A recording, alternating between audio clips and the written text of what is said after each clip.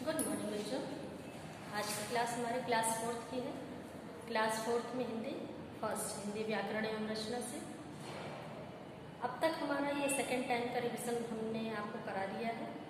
आज से हमारा थर्ड टाइम का रिवीजन स्टार्ट हो रहा है। थर्ड टाइम के रिवीजन में लेसन 1 भाषा एवं व्याकरण। उम्मीद करते हैं कि अब तक आप लोग अपनी कॉपियाँ कंप्लीट भी कर लिए होंगे। अगर कंप्लीट हो गई है तो प्लीज़ आप लोग कॉपी सबमिट करिए ताकि हम टाइम से आपको चेक करके दे सकें। अगर आपको कुछ भी मेरा पढ़ाया हुआ, समझाया हुआ आपकी समझ में नहीं आ रहा है या कहीं कुछ और डाउट है तो आपके पास मेरा नंबर है, आप उस नंबर पे मुझे कॉल करके पूछ सकते हैं। अपना होमवर्क भी हमें दिखा सकते हैं। जो आपने कॉपी कंप्लीट किया है उसमें अगर आपको कुछ डाउट है, कैसे लिखना है, किस तरह से करना है, तो आप फ़ोन करके हमसे पूछ भी सकते हैं। आज से हमारा क्लास रिवीजन क्लास ये थर्ड टाइम का रिवीजन स्टार्ट कर रहे हैं। तो उम्मीद करते हैं आप लोग अपनी कॉपियाँ, अपनी बुक सामने रखेंगे खोल कर, और जैसे जैसे हम समझा रहे हैं उस चीज़ को आप कोशिश करिए कि आपको अच्छे से वो याद भी हो जाए और समझ में भी आ जाए। हिंदी फर्स्ट लेसन 1 भाषा एवं व्याकरण। भाषा क्या है? भाषा क्या है? भाषा वह माध्यम है जिसके द्वारा हम एक दूसरे तक अपने मन के भावों, विचारों को पहुंचाते हैं। अब वो माध्यम बोल करके भी हो सकता है, पढ़ करके भी हो सकता है, सुन करके भी हो सकता है और देख करके भी हो सकता है, लिख करके भी हो सकता है। बोलकर किस तरह से, इसका उदाहरण आपको दिया जा रहा है। जैसे आपकी बुक में दिया है, 2 लड़कियां हैं, कविता और रंजना, जो आपस में बात कर रही हैं कि उनकी क्लास में जो हिंदी के टीचर आते हैं, शर्मा सर, वो उनको पढ़ाकर जब चले जाते हैं तो वो दोनों बात करती हैं। एक फ्रेंड उसमें से कहती है कि मुझे जो शर्मा सर भी पढ़ा कर गए हैं वो मुझे सब समझ में आ गया। उसकी दोस्त जो रहती है कविता, वो बोलती है हाँ तुम सही कह रही हो, मुझे भी सब समझ में आ गया। तो यहाँ बोलकर विचारों का आदान प्रदान किया गया है। बोलकर दोनों सहेलियों ने अपनी बात को व्यक्त किया। तो ये बोलकर तरीका एक था। दूसरा तरीका है सुनकर। सुनकर किस तरह से हम भाव को व्यक्त करते हैं, इसका भी उदाहरण है। एक लड़का है डेविड, जो अपनी क्लास में फर्स्ट आया है। फर्स्ट आने के बाद उसको इतनी खुशी होती है कि वो इस बात की सूचना, इस बात की खबर अपने मामा जी को देना चाहता है, लेकिन मामा जी तो पास में है नहीं, काफ़ी दूर है। तो उनको वह इस बात की खबर फोन के द्वारा दे रहा है। अब इसके बाद हमारा आता है सुनकर। सुनकर कैसे? अभी आप सुनकर नहीं, पढ़कर। सुनकर तो अभी मैंने आपको समझाया। अब इसके बाद आता है पढ़कर। पढ़कर किस तरह से? जैसे एक और उदाहरण इसमें दिया गया है कि पिताजी अखबार पढ़ रहे हैं। पिताजी अखबार पढ़ रहे हैं, तो पढ़ करके उन्होंने क्या जाना कि उस अखबार में क्या छपा है, देश दुनिया की खबरें, आसपास की खबरें। तो ये जो खबर अखबार में, न्यूज़पेपर में जो छपती है, उसको पढ़ करके पिताजी ने उसके बारे में जाना। इसी प्रकार से हम लिख करके भी भाषा का आदान प्रदान करते हैं। लिखकर, जैसे अगर हम किसी को पत्र लिखते हैं तो उस पत्र में हम क्या लिखते हैं? अपने बारे में लिखते हैं। मान लीजिए हम किसी रिश्तेदार को पत्र लिख रहे हैं या किसी मित्र को पत्र लिख रहे हैं, तो उसमें हम क्या लिखेंगे? अपना हालचाल लिखेंगे, घर परिवार का हालचाल बताएंगे, उसका हालचाल पूछेंगे, या हम उसके अलावा हम किस कारण से पत्र लिखे हैं वो बताएंगे।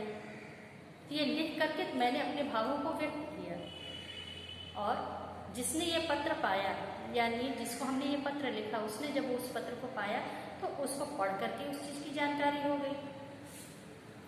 तो इस तरह से भाषा को आदान प्रदान करने के लिए कई माध्यम हो सकते हैं।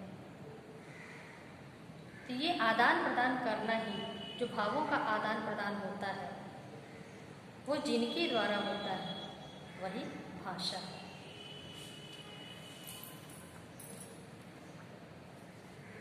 अब इसके बाद हमारा आता है भाषा के प्रकार। तो यहाँ भाषा के दो प्रकार बताए गए हैं, पहला लिखित भाषा और दूसरा मौखिक भाषा। लिखित भाषा क्या है? लिखित भाषा वह भाषा जो हम लिख करके अपने विचारों को व्यक्त करते हैं, अपनी बातों को किसी को समझाने की कोशिश करते हैं, तो वह भाषा का लिखित रूप कहलाता है। लिखित भाषा को हम लिख करके अपने पास कितना भी समय तक उसको हिफाजत से संजो करके रख सकते हैं। अगर हमने उसको कायदे से रखा है तो हमारे बाद भी जो आएगा वो उसको पढ़ करके उस चीज़ को समझ सकता है। यानी लिखी हुई जो बातें होती हैं उसको हम कितना भी समय तक, कितना भी सालों तक, महीनों तक, सालों तक उसको हम अपने पास रख सकते हैं। दूसरा है ये हमारा मौखिक भाषा। मौखिक भाषा क्या है? जब मुंह से बोल करके अपने विचारों को व्यक्त करते हैं, जैसे इस समय बोलने का काम हम कर रहे हैं, हम आपको समझा रहे हैं, तो यह भाषा का मौखिक रूप है, जो बोल करके अपने विचारों को व्यक्त किया जाता है। अब ये जो भाषा है, इस भाषा को एक छोटा सा जो बच्चा होता है वह कहाँ सीखता है? अपने परिवार में। अपने परिवार में ही एक बच्चा उस भाषा को सीखता है। जैसे मान लीजिए हम लोग के इधर के साइड में हिंदी बोली जाती है, कुछ लोग भोजपुरी भी बोलते हैं, तो बच्चा अपने घर में हिंदी या भोजपुरी, जिसके घर में जो भाषा का प्रयोग होता है बच्चा वही सीखता है। इसके अलावा मान लीजिए कोई दूसरे प्रदेश में हम जाते हैं या किसी दूसरे देश में जाते हैं, तो वहाँ उस प्रदेश या उस देश में जो भाषा बोली जाएगी उस समय उस वहाँ के रहने वाले लोगों की वो भाषा बन जाती है। वहाँ के बच्चे वहीं की भाषा को सीखेंगे। ऐसा नहीं है कि यहाँ रह कर के बच्चा दूसरे प्रदेश की भाषा सीखेगा, ऐसा नहीं है। उसके परिवार में जिस भाषा का प्रयोग होगा बच्चा सबसे पहले उसी भाषा का ज्ञान प्राप्त करता है, उसी भाषा को पहले सीखता है। अब ये तो हो गई भाषा के दो प्रकार, लेकिन एक भाषा और होती है सांकेतिक भाषा। सांकेतिक भाषा को हम क्या कहते हैं? इशारों के द्वारा जो इस भाषा का हम प्रयोग करते हैं। इशारों से अगर हम किसी को बुलाते हैं या कुछ कहते हैं या कुछ बताने की कोशिश करते हैं तो वह भाषा का सांकेतिक रूप कहलाता है, जो संकेतों के आधार पर या इशारों के आधार पर होती है। अब हमारी बुक में एक उदाहरण दिया गया है ट्रैफिक पुलिस का। ट्रैफिक पुलिस क्या करता है? हमारे जो यातायात के साधन हैं वो तो कई प्रकार के, बाइक है, कार है, स्कूटर है, मोटरसाइकिल है, ऑटो रिक्शा है, बसें हैं, ट्रक हैं, ये बहुत सारे ऐसे साधन हैं जो यातायात में हमारे आते हैं। ये सभी सड़कों पे चलते हैं, सभी जगहों पे चलते हैं, लेकिन कुछ जगहों पे ट्रैफिक इतना अधिक हो जाता है, यातायात के जो साधन हैं बहुत अधिक मात्रा में एक साथ आने लगते हैं, तो उस दौरान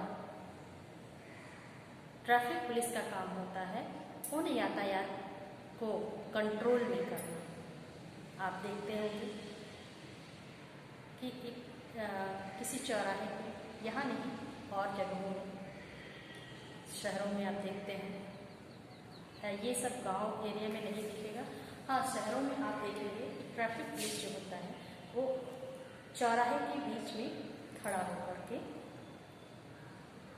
कभी कभी सीटी के द्वारा भी, और ज़्यादातर वो हाथ के इशारों के द्वारा गाड़ियों को आने जाने के लिए संकेत करता है, इशारे करता है कि आपको इस तरफ जाना है या सामने वाले को पीछे जाना है। उनको इशारों के द्वारा इस चीज़ को बताने की कोशिश करता है। तो ये जो इशारे से वह इतने सारे वाहनों को कंट्रोल कर रहा है, वह भाषा का सांकेतिक रूप है। लेकिन व्याकरण में इसको शामिल नहीं करते हैं, व्याकरण में इसको अपने में शामिल नहीं किया। उसने भाषा के केवल 2 ही प्रकार बताए। तीसरा ये प्रकार सांकेतिक भाषा का, इसको व्याकरण में स्थान नहीं दिया गया है। अब इसके बाद हमारा आता है लिपि। लिपि क्या होती है? संसार में बहुत सारी भाषाएं हैं, हर प्रदेश में अलग बोली है, हर भाषा है, देश विदेश हर जगह भाषाएं अलग अलग हैं। और उन भाषाओं को जब हम लिखते हैं तो आप देखेंगे कि हर भाषा की लिखने के लिए जिन वर्णों अक्षरों का जो प्रयोग होता है वो अलग होता है। हर भाषा के अक्षर या चिन्ह जिसको कहते हैं वो अलग होते हैं। यही जो चिन्ह होते हैं, भाषा को लिखने के लिए जिन चिन्हों का हम प्रयोग करते हैं, जो तरीके होते हैं लिखने के, वो हर भाषा के लिए अलग अलग होते हैं। यही जो चिन्ह जिनको हम बात कर रहे हैं, उन्हीं को हम लिपि कहते हैं। यानी भाषा को लिखने के लिए निर्धारित किए गए चिन्हों को ही हम लिपि कहते हैं। क्या कहेंगे? लिपि। भाषा को निर्धारित करने के लिए, भाषा को लिखने के लिए निर्धारित किए गए चिन्हों को लिपि कहते हैं। ये था हमारा लिपि।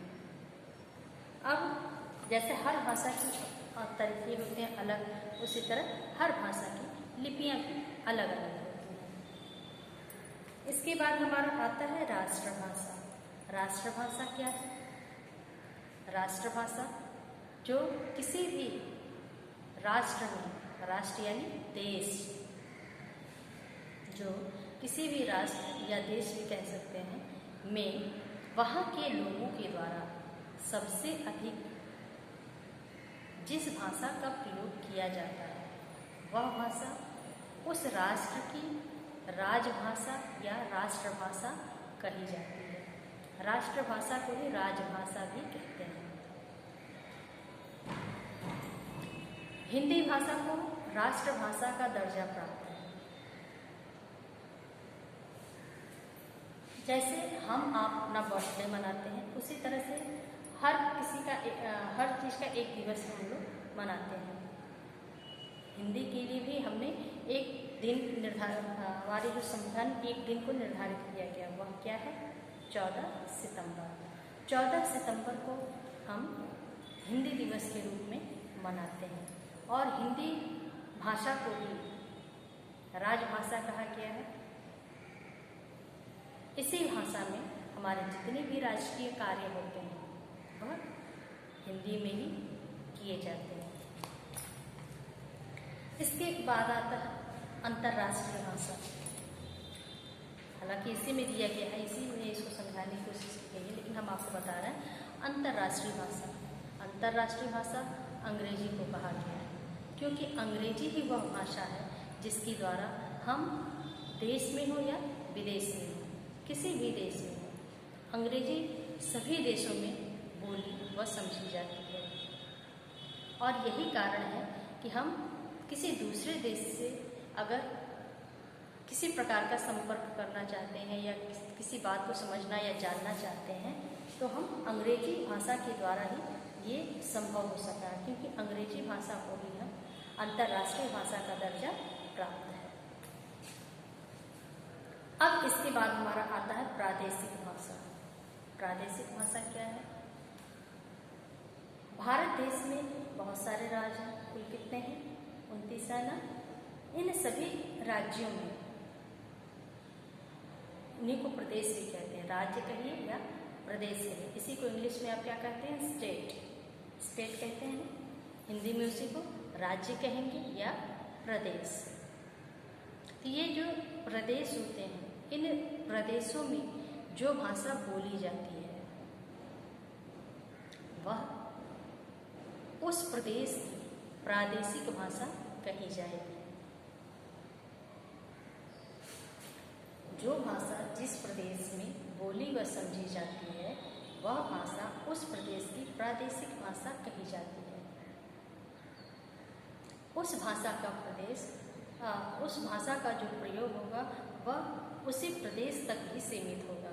ऐसा नहीं है कि गुजरात में रहने में गुजराती बोली जाती है तो महाराष्ट्र में भी गुजराती बोली जाएगी, ऐसा नहीं है। हाँ, ये हो सकता है कि कोई गुजराती अगर महाराष्ट्र में जाता है, वहाँ अगर उसका कोई परिचित है तो जो उस गुजराती भाषा को जानता है तो वहाँ पे दोनों आपस में बात कर सकते हैं।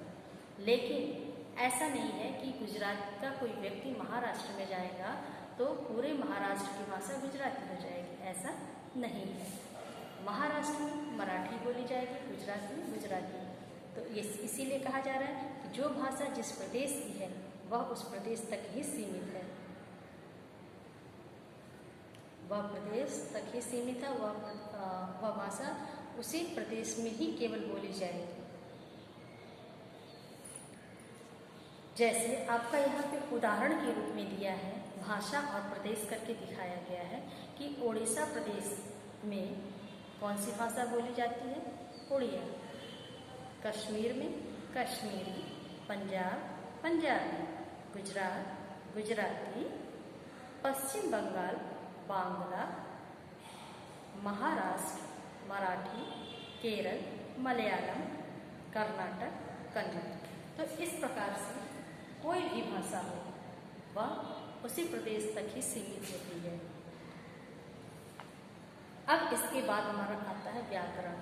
व्याकरण कह रहा है कि संसार की भाषाओं, व्याकरण में कहा परिभाषा के रूप में हम इसको कहेंगे कि संसार की भाषाओं को लिखने, पढ़ने, बोलने व समझने के लिए कुछ नियम बनाए गए हैं। यानी दुनिया में जितनी भी भाषाएं हैं, प्रदेश में जितनी भी भाषाएं हैं, उन सभी भाषाओं को बोलने के तरीके अलग होते हैं, लिखने के तरीके अलग होते हैं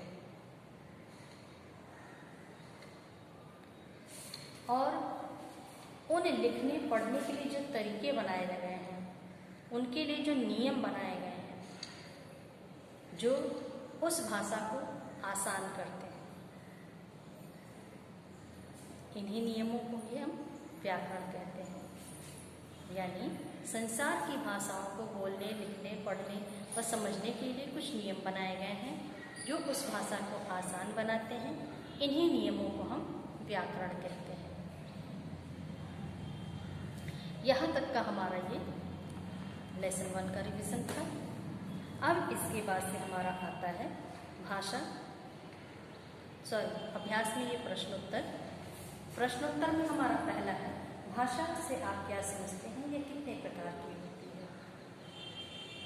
अब इसको भी हम बोल करके आपको रिवीजन करा रहे हैं।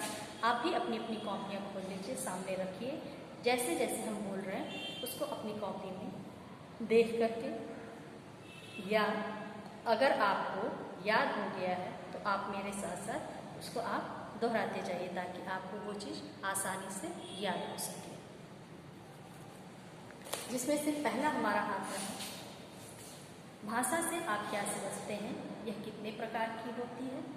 आंसर में हम लिखते हैं, भाषा वह माध्यम है जिसके द्वारा हम एक दूसरे के मन के भावों और विचारों को बोलकर, लिखकर, सुनकर या पढ़कर समझ लेते हैं।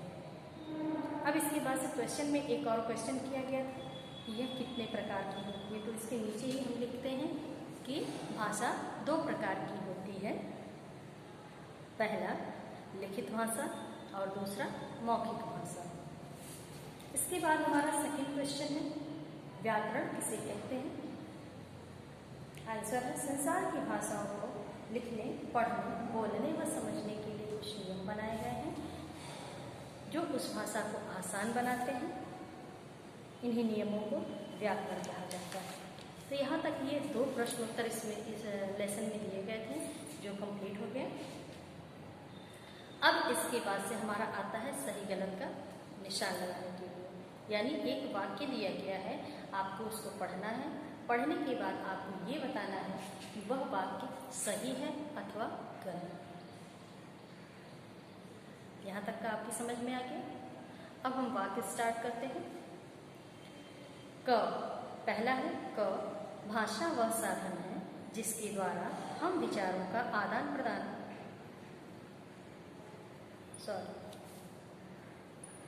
भाषा वह साधन है जिसके द्वारा हम विचारों का आदान प्रदान करते हैं, तो यह सही है। ख, भाषा के 4 रूप होते हैं। अभी हमने भाषा के कितने रूप बताए थे? 2 रूप बताए थे ना, ये हमारा गलत है। ग, बोलकर विचारों का आदान प्रदान करना लिखित भाषा कहलाती है, गलत। भाषा को लिखने की विधि लिपि कहलाती है, सही। 4 दिसंबर हिंदी दिवस के रूप में मनाया जाता है, गलत। इसके बाद दिया गया है कि प्रदेश और उनकी भाषा का मेल करना है। तो हमने आपको पहले भी बताया है इस चीज़ को कि जब भी आप अपनी कॉपी में इस क्वेश्चन को करेंगे तो आंसर ठीक उस क्वेश्चन के सामने लिखेंगे। लाइन खींच करके प्लीज़ आप लोग मत लिखिए। बार बार इस चीज़ को समझाते हैं कि लाइन खींच करके मत लिखिए। जो सही आंसर है उसके सामने सही आंसर लिखिए। कुछ बच्चे ऐसे ही लाइन खींच करके मिला करके दे रहे हैं, तो ऐसा प्लीज़ आप लोग मत करिए। बार बार इस चीज़ को हम समझाते हैं। अब है प्रदेश और भाषा का मेल करना है। जैसे ओडिशा, ओडिशा प्रदेश की भाषा क्या है? उड़िया। केरल की मलयालम, पंजाब पंजाबी, कर्नाटक कन्नड़, कश्मीर कश्मीरी। तो ये था हमारा मेल करने का क्वेश्चन। अब इसके बाद हमारा एक क्वेश्चन और आता है कि वाक्य दिया गया है और उसमें 2 ऑप्शन दिए गए हैं। उनमें से आपको ये बताना है कि कौन सा उसमें से सही ऑप्शन है, यानी सही जो उसमें क्या है। तो हमने कहा था कि आप या तो उस क्वेश्चन के नीचे ऐसे अंडरलाइन खींच दीजिए या उसी उस शब्द को जो सही है उस पर ऐसे सही का निशान लगा दीजिए। हमने आपको इस चीज़ को पहले कहा था। अब इसको हम बोल करके आपको समझाने की कोशिश कर रहे हैं। क, हिंदी भाषा देवनागरी या रोमन लिपि में लिखी जाती है। तो हिंदी भाषा की लिपि क्या है? देवनागरी। तो उसको आप सही कर लीजिए उसके पास छोटा सा। ख, संस्कृत भाषा गुरुमुखी या देवनागरी लिपि में लिखी जाती है। तो संस्कृत की लिपि क्या है? देवनागरी। हिंदी और संस्कृत दोनों की लिपियाँ एक ही हैं। ग, पंजाबी भाषा फारसी या गुरुमुखी लिपि में लिखी जाती है। तो पंजाबी की लिपि क्या है? गुरुमुखी। ध, उर्दू भाषा रोमन या फारसी लिपि में लिखी जाती है। तो उर्दू की लिपि क्या हो गई? फारसी। अंग्रेजी भाषा फारसी या रोमन लिपि में लिखी जाती है। तो अंग्रेजी भाषा की लिपि क्या हो गई? रोमन। अब इसके बाद से हमारा लास्ट क्वेश्चन आता है, संकेतों की मदद से दी गई वर्ग पहेली को बोलिए। तो इसमें हम आपको सही आंसर क्या है वो सिर्फ आपको बोल करके बताएंगे। उसको आप ग्राफ के द्वारा उसको समझाने उसमें भरने के लिए आपको दिया गया था, आप लोग उसको सही से कंप्लीट करिएगा। जैसे लिखने के चिन्ह को क्या कहते हैं? लिपि। लिखने के चिन्ह को लिपि कहते हैं। भाषा का बोलने वाला रूप मौखिक। भावों के आदान प्रदान का माध्यम भाषा। अंतर्राष्ट्रीय भाषा अंग्रेजी। हिंदी की लिपि देवनागरी। केरल की भाषा मलयालम। उड़िया बोलने वाला प्रदेश ओडिशा। तो यहाँ तक का ये हमारा आज का रिवीजन कंप्लीट होता है। आज का ये जो हमने आपको रिवीजन कराया, उम्मीद करते हैं आपकी समझ में आ गया होगा। अगर आपको कुछ भी डाउट हो तो आप फ़ोन के द्वारा हमसे पूछ सकते हैं। जिनकी कॉपियाँ अभी तक जमा नहीं की गई हैं, सबमिट नहीं की गई हैं, तो प्लीज़ आप लोग जल्दी से जल्दी कॉपियाँ सबमिट करिए। और हाँ, एक बात ध्यान में रखिए, अपनी हैंडराइटिंग में सुधार लाइए। कुछ कॉपियाँ इतनी गंदी आ रही हैं कि उनको चेक करना बहुत मुश्किल हो रहा है। उसने तो इतना गलत लिख रखा है कि उसको लिखना ही पड़ रहा है। तो आप लोगों को PDF दिया गया था इसीलिए कि आप उसको साफ साफ देख करके लिख सकें। तो आपसे यही गुजारिश है कि आप अपनी हैंडराइटिंग सुधारिए, कॉपी को साफ सुथरा दीजिए ताकि हमें भी आसानी हो चेक करने के लिए और आपको बाद में पढ़ने में आसानी हो सके। यहाँ तक का आज का हमारा ये रिवीजन क्लास कंप्लीट होता है। रिवीजन के बाद हमारा होमवर्क का टाइम आता है। होमवर्क लिखने के लिए आप अपनी अपनी डायरियाँ निकाल लीजिए। जो होमवर्क दे रहे हैं उसको करके आप मोबाइल के द्वारा हमें दिखा भी सकते हैं। आज का होमवर्क नोट कीजिए।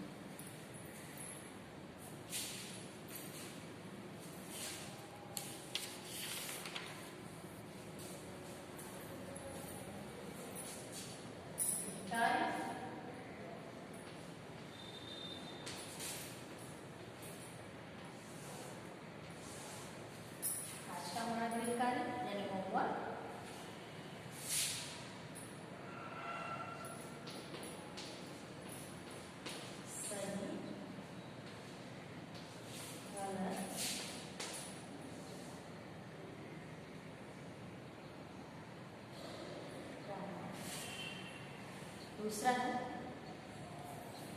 पहला तो आपका सही गलत हो गया। दूसरा मेल कीजिए।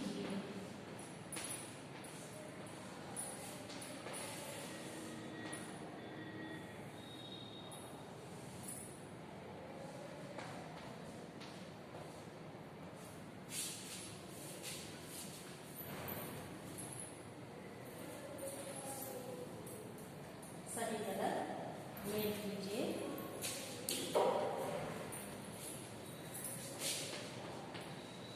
प्रश्नों के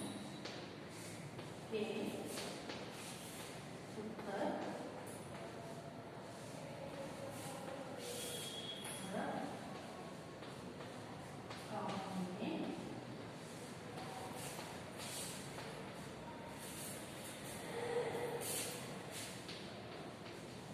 एक बार लिखकर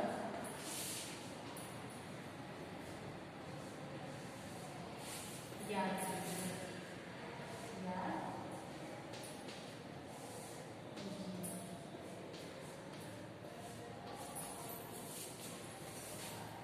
सही गलत मेल कीजिए। प्रश्नों के उत्तर रफ कॉपी में एक बार लिख करके याद कीजिए। ये था आज का आपका होमवर्क।